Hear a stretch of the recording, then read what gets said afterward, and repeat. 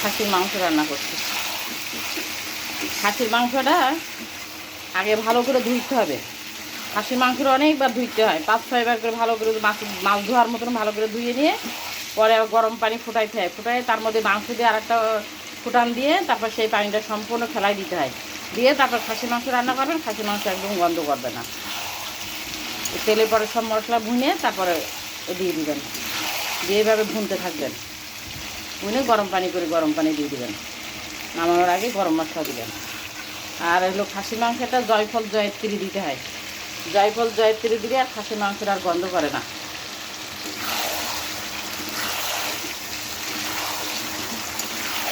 বাদাম বাটাও দিতে পারেন।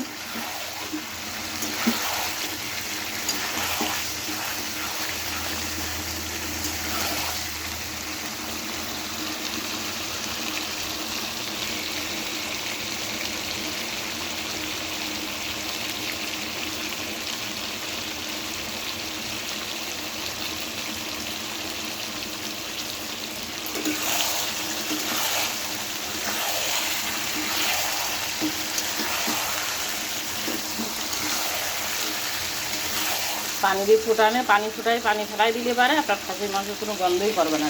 খাসি একটা গন্ধ লাগে, এই গন্ধটা থাকবে না।